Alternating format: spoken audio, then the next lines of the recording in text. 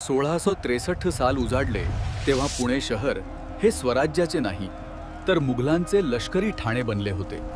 दख्खनचा सुभेदार शाहिस्तेखान याने तब्बल 1 लाखाची फौज घेऊन पुण्यावर कब्जा मिळवला होता। त्याची वेढा घालण्याची पद्धत इतकी कडक होती की पुण्यात हवा सुद्धा त्याच्या परवानगीशिवाय शिरू शकणार नव्हती। विशेष म्हणजे शाहिस्तेखानाने खुद्द शिवरायांचे बालपण जेथे गेले त्या लाल महालातच आपला मुक्काम ठोकला होता। मराठा सैन्याकडे त्यावेळी फक्त काही हजार मावळे होते, जे 1 लाखाच्या मुघल फौजेसमोर मैदानी युद्धात टिकणं अशक्य होते। सरळ युद्धाचा मार्ग बंद झाला होता आणि 3 वर्षांपासून चाललेला हा वेढा स्वराज्याचा श्वास कोंडत होता। शाहिस्तेखान केवळ जमिनीवर कब्जा करत नव्हता, तर तो मराठ्यांचे मनोधैर्य खचवण्याचा प्रयत्न करत होता। अशा वेळी शिवरायांनी एक असा निर्णय घेतला जो त्या काळातील युद्धशास्त्रात बसणारा नव्हता। ते ठरवले होते, गनिमाच्या छावणीत घुसून थेट त्याच्या सरदारावरच वार करणे। हे धाडस नव्हते, तर हे एक अत्यंत थंड डोक्याने आखलेले सर्जिकल ऑपरेशन होते। जर शाहिस्तेखानाला त्याच्याच सुरक्षित किल्ल्यात मारले तर मुघल सत्तेचा धाक संपुष्टात येईल, हे गणित पक्के होते। पण लाल महालात शिरणे म्हणजे मृत्यूच्या दाढेत हात घालण्यासारखे होते, कारण भोवती कडेकोट पहारे होते। मराठ्यांकडे तोफा नव्हत्या, पण त्यांच्याकडे अशी एक गोष्ट होती जिचा अंदाज मुघलांना नव्हता। ती गोष्ट म्हणजे स्वतःच्या जमिनीचे आणि भूगोलचे अचूक ज्ञान। आता प्रश्न फक्त ताकदीचा नव्हता, तर प्रश्न होता बुद्धीचा आणि नियोजनाचा। कोणतीही मोहीम आखण्यापूर्वी गुप्तहेरांचे जाळे सक्रिय करण्यात आले। बहिर्जी नाईक यांनी पुण्याचा कोपरा न कोपरा तपासला। लाल महालाची रचना शिवरायांना मुखोद्गत होती, पण आता तिथे मुघलांनी काय बदल केले आहेत हे पाहणं गरजेचे होते। पहारे कधी बदलतात, स्वयंपाकघर कुठे आहे आणि खान नक्की कोणत्या खोलीत झोपतो याची माहिती काढली गेली। महिन्याभराच्या रेकीनंतर एक त्रुटी लक्षात आली। रमजानचा महिना सुरू असल्याने रात्रीच्या वेळी थोडी शिथिलता असते। तसेच एप्रिल महिन्यात लग्न सराईचे दिवस असल्याने पुण्यात रात्री उशिरापर्यंत वरातींची वर्दळ असे। मुघल सैनिकांना या वरातींच्या आवाजाची आणि गर्दीची सवय झाली होती। हीच सवय मराठ्यांचे हत्यार बनणार होती। शत्रूची मानसिक स्थिती आणि त्याच्या सवयींचा अभ्यास करणे हे गनिमी काव्याचं पहिले सूत्र आहे। पुण्यात शिरण्याचे मार्ग आणि काम फत्ते झाल्यावर निष्ठून जाण्याचे मार्ग आधीच निश्चित केले गेले। मोहिमेसाठी हजारो सैनिकांची गरज नव्हती, फक्त निवडक 400 ते 500 जिगरबाज मावळ्यांची निवड करण्यात आली। लाल महालाच्या मागील बाजूची एक भिंत कच्ची आहे किंवा खिडकीतून प्रवेश करता येईल, हे हेरांनी शोधून काढले होते। स्वतःचे अस्तित्व लपवण्यासाठी वेषांतर करणे ही या रणनीतीची दुसरी महत्त्वाची पायरी होती। शत्रू गाफील कधी असतो याचे टायमिंग साधणं म्हणजे अर्धी लढाई जिंकण्यासारखी असते। ही मोहीम आवाजावर नाही तर शांततेवर अवलंबून होती। एक चूक आणि सर्वनाश अटळ होता। सिंहगडावरून पुण्यात उतरणे आणि पहाटेच्या आत परत जाणे हे वेळेचे गणित मांडले गेले।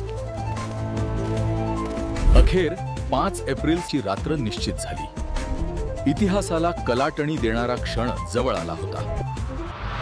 योजनेनुसार मराठा सैन्य लग्नाच्या वरातीचे सोंग घेऊन पुण्याच्या वेशीवर हजर झाले। मुघल पहारेकऱ्यांनी विचारणा केल्यावर आम्ही लग्नाचे वऱ्हाडी आहोत असे उत्तर देण्यात आले।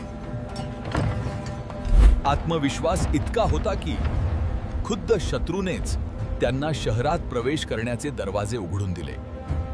शहरात शिरल्यावर हे 400 मावळे 2 गटात विभागले गेले। एक गट बाहेरच्या पहारेकऱ्यांवर लक्ष ठेवणार होता।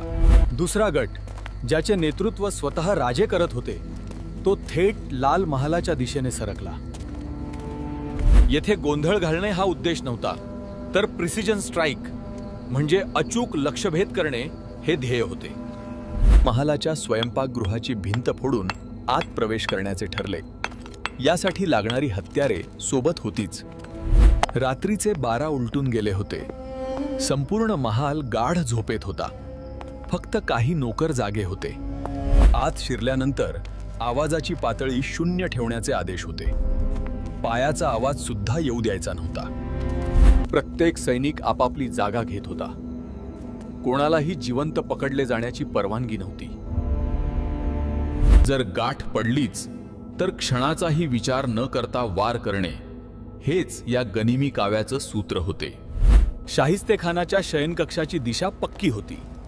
आता फक्त तिथे पोहोचण्याचे अंतर कापायचे होते.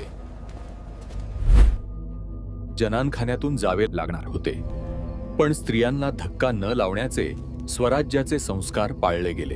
जेव्हा भिंत पडल्याचा थोडा आवाज झाला तेव्हा काही सेवक जागे झाले, पण तोपर्यंत उशीर झाला होता.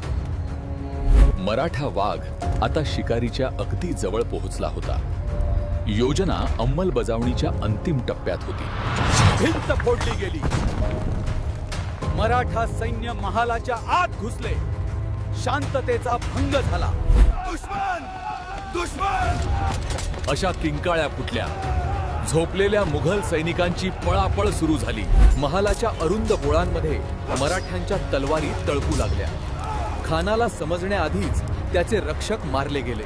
राजे थेट खानाच्या खोलीत घुसले.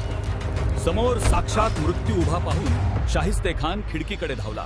प्राण वाचवण्यासाठी खिडकीतून उडी मारताना शिवरायांच्या तलवारीचा एकच वार पडला. त्या वाराने खानाचे प्राण तर वाचले, पण त्याची 3 बोटे छाटली गेली. मुघल सत्तेवर हा कायमचा कलंक लागला. हे घडत असतानाच बाहेरच्या तुकडीने मुद्दाम चौघडे वाजवायला सुरुवात केली. या आवाजामुळे गोंधळात भर पडली. मुघलांना वाटले की उत्सव चालू आहे की हल्ला हेच समजेना. काम फत्ते झाले होते. आता तेथे रेंगाळणे धोक्याचे होते. माघारी फिरण्याचा आदेश देण्यात आला. फक्त काही मिनिटांच्या या थरारात 1 लाखाच्या फौजेच्या नाकावर टिच्चून मराठे निसटले होते.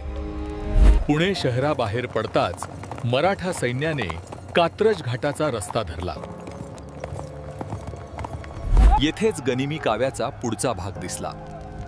बैलांच्या शिंगांना मशाली बांधून त्यांना डोंगरावर सोडून देण्यात आले. मुघल सैन्य त्या मशालींना मराठा समजून रात्रभर चुकीच्या दिशेने पाठलाग करत राहिले. इकडे राजे आणि त्यांचे सैन्य सुरक्षितपणे सिंहगडाच्या पायथ्याशी पोहोचले सुद्धा होते. जेव्हा सूर्य उगवला तेव्हा मुघलांना आपल्या फजितीची आणि पराभवाची जाणीव झाली. या हल्ल्याने केवळ बोटे कापली नाहीत, तर मुघल साम्राज्याच्या प्रतिष्ठेचे लचके तोडले. शाहिस्तेखानाला प्रचंड मानहानी सोसावावी लागली.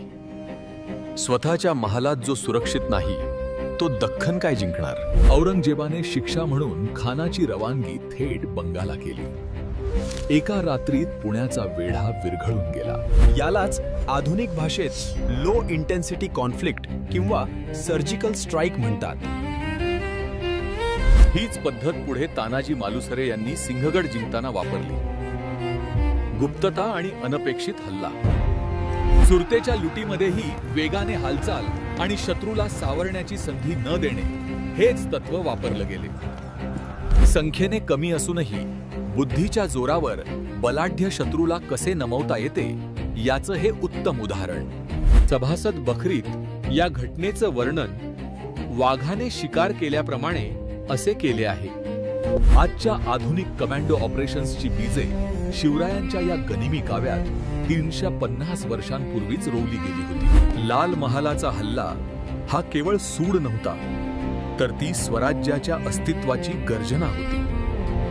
यामुळे मावळ्यांमध्ये असा विश्वास निर्माण झाला की मुघल अजेय नाहीत, त्यांना हरवता येते. भीतीचे पारडे फिरले. आता मुघल आपल्या छावणीत सुद्धा रात्री डोळ्यात तेल घालून पहारे देऊ लागले. हे युद्ध भूमीसाठी नव्हते, तर ते अस्मितेसाठी होते. आणि ती अस्मिता या हल्ल्याने पुन्हा जागी. जर हा इतिहास तुम्हाला अभिमान देत असेल तर हा व्हिडिओ लाईक करा, शेअर करा आणि सबस्क्राईब करा. पुढच्या मोहिमेत पुन्हा भेटू. जय भवानी, जय शिवाजी, जय महाराष्ट्र.